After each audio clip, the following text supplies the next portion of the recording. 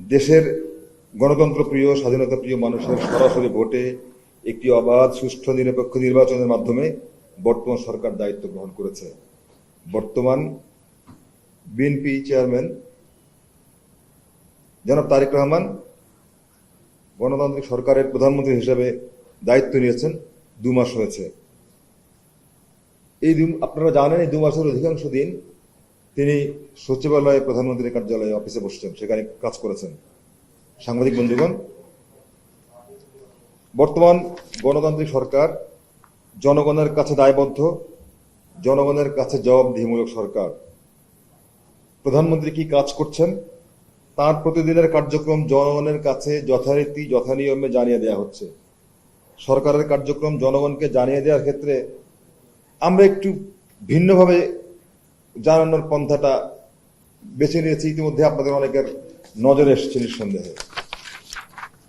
আমরা মনে করছি, বর্তমান সরকার মনে করছে যে সারা দেশের প্রতিটি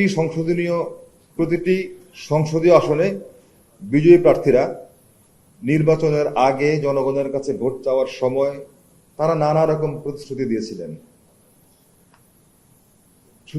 শুধু তাই নয়, বিএনপি যে 31 দফার কথা বলছে, বিএনপির যে নির্বাচনী ইশতেহার 31 দফা নিয়ে গত 2 বছর 2.5 বছর জনগণের মুখোমুখি হচ্ছে।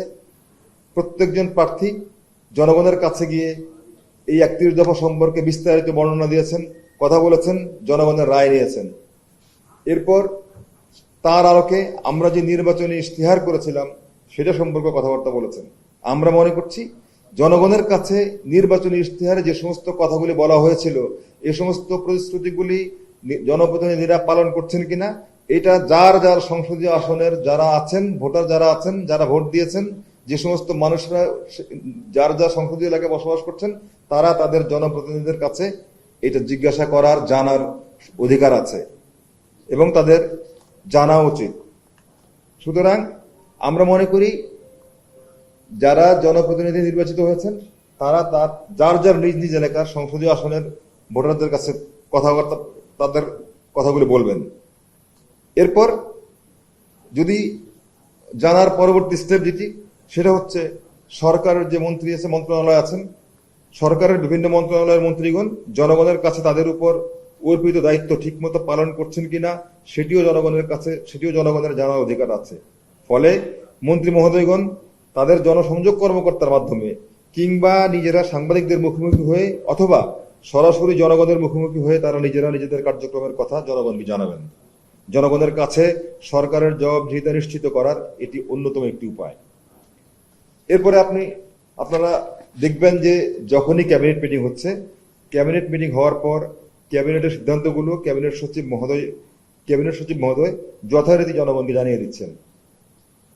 প্রধানমন্ত্রী প্রতিদিনের রুটিন ওয়ার্কগুলো মাননীয় প্রধানমন্ত্রীর প্রেস উইং থেকে সাংবাদিকদের নিয়মিত জানিয়ে দেওয়া হচ্ছে।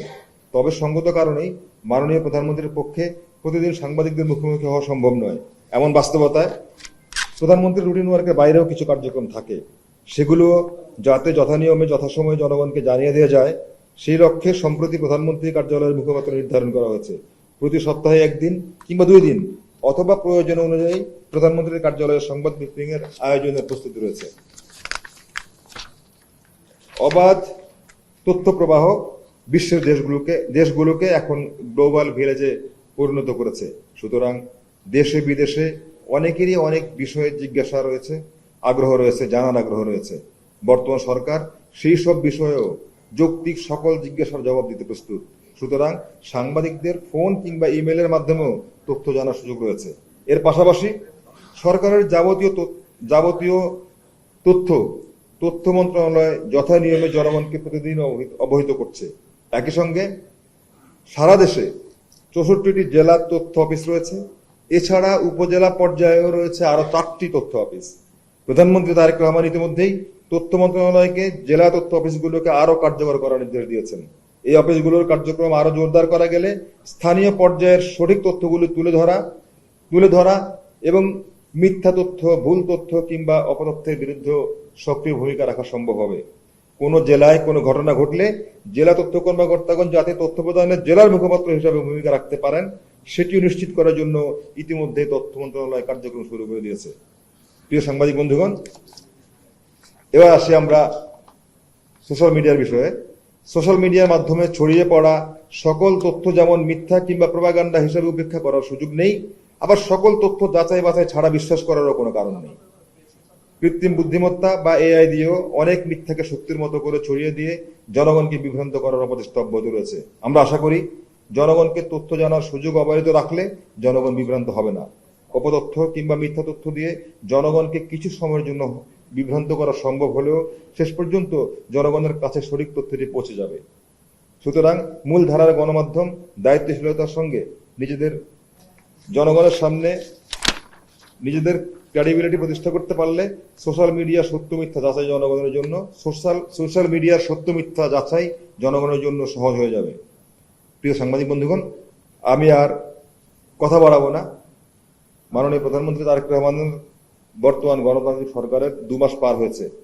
এই 2 মাসের উল্লেখযোগ্য কার্যক্রম আপনাদের সামনে উপস্থাপন করবেন প্রধানমন্ত্রী কার্যালয়ের অন্যতম মুখপাত্র ডক্টর মেহেদী আমিন। তার আগে আমি শুধু এই কথাটা বলতে চাই, বাংলাদেশে জনগণের সঙ্গে জনগণ যেভাবে সরকারকে অবিশ্বাস করা শুরু করেছিল, নেতা মন্ত্রীদেরকে অবিশ্বাস করা শুরু করেছিল, আমাদের কাছে মনে হয়েছে গত 2 মাসে সরকারের উপরে জনগণের আস্থা ফিরে এসেছে।